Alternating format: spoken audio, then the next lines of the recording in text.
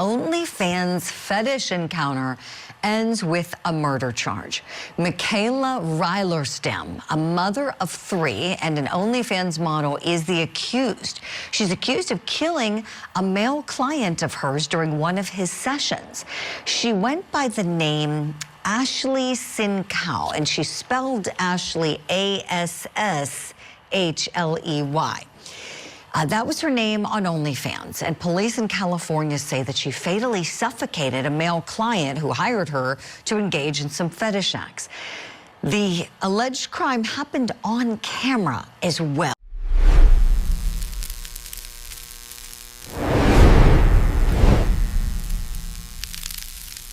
In April of 2023, in a quiet neighborhood in Escondido, California, a 55-year-old man named Michael Dale was at home.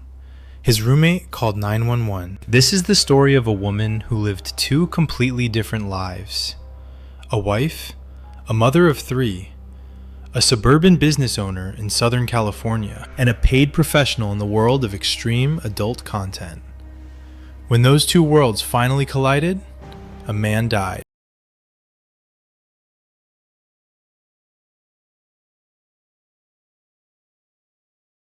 And a question that no courtroom had a clean answer for was left on the table.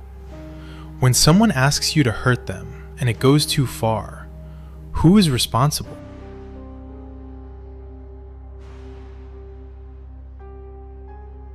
If you were a neighbor of Michaela Rylaarsdam in Menifee, California, you probably didn't know much about her. She was the housewife next door, a mother raising 3 children, married to a man named Brandon. A normal family, by all appearances. But on the internet, Michaela had a different name. She was Asshley SinCal. Under that name, she ran an OnlyFans account. She marketed herself as, and I'm quoting directly from her own advertising here, an upscale and classy creation with 10 years of experience. She also co-founded SinCal Entertainment with her husband Brandon, a California company that offered adult party entertainment. This wasn't a secret to her husband.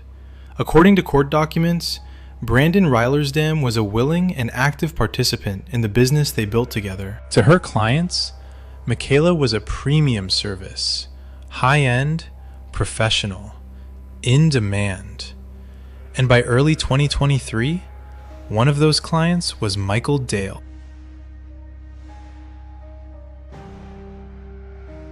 Michael Dale was 55 years old. He lived in Escondido, a city tucked in the hills northeast of San Diego. Beyond that, the public record tells us very little about him. No verified photograph of him is in circulation. His name was a common one.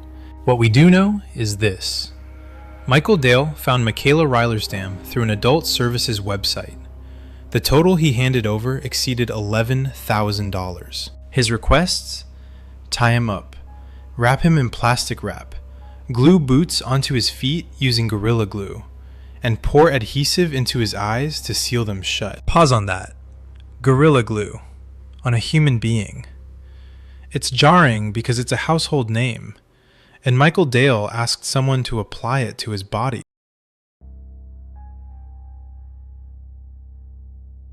Michaela Rylaarsdam arrived at Michael Dale's home in April of 2023 for what both parties understood to be a paid extreme bondage session. What happened inside that home would become the subject of a criminal case.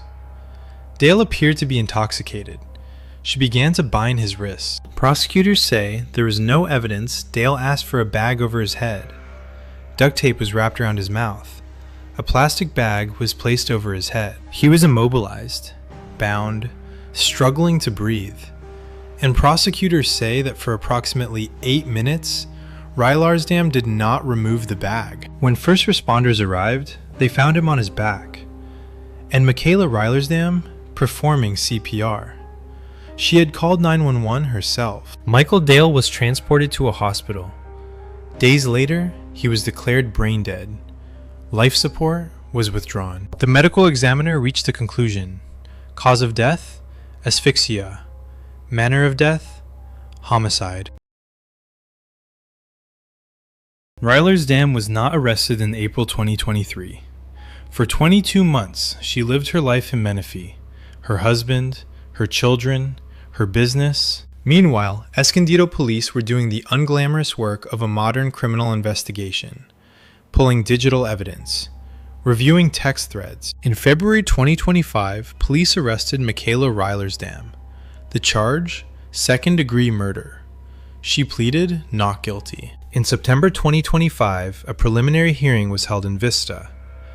Prosecutors laid out the case in detail. Right now, we want to turn our attention to California for a preliminary fatal fetish murder case for Michaela Rylaarsdam. Now, she's accused of second-degree murder for the death of Michael Dale. Investigators say the victim paid Rylaarsdam money to put a bag on his head and then record it for her OnlyFans page. Well, Dale died from the incident. I want to get you into court now for the beginning of this hearing for Rylaarsdam. Okay, we're here for a preliminary hearing. I did get some media requests. We did have a chambers conference to discuss if anyone had issues with the media requests. It's my understanding this is not an ID case, and therefore there are no objections to the media being present. People? Correct. Defense? It's not an ID case, Your Honor. Understood, so no objection? Correct. Okay, so that's granted, and as I explained, all filming can occur. However, at some point we are going to play some videos which will not be allowed to be shown on camera. So with that said, are there any other motions we need to attend to before we start calling witnesses?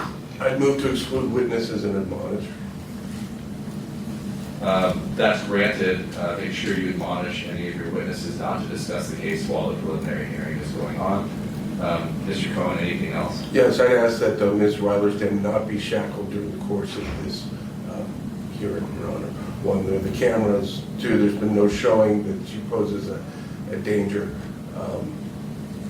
And three, it's a matter of dignity. Okay, I mean, we're at a preliminary hearing, we're not in front of a jury. It's my understanding that her right arm is free, is that accurate? It is. Okay. However, how is she still shackled? Her feet aren't shackled. I believe that she does have a waist chain on. Okay. For today's preliminary hearing, since we're not in front of a jury, I don't think that's going to create any bias, and therefore, since her feet and legs are not shackled and her right arm is free and able to write and communicate, as long as she's not uncomfortable, she's going to go ahead and stay in the state where she's in. Thank you. Thank you. Okay, anything else, Mr. Cohen? No. People? Nothing, Your Honor. First witness. People called Dr. Deborah Mary. Okay.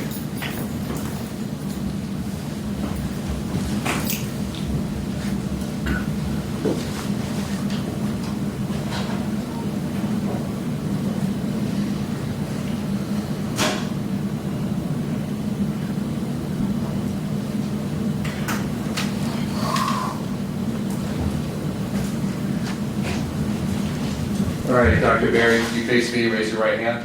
You swear under penalty of perjury that any testimony... All right, we're going to come back out. We understand there was an issue finding the witness. I just want to comment. I understand the judge's rulings that the shackles are not going to come off for a preliminary hearing where the jury's not present. I'm still a little surprised. Yeah, it sounds like he just didn't want to take the time. Yeah, she's certainly not one of those types of defendants that one would think Right.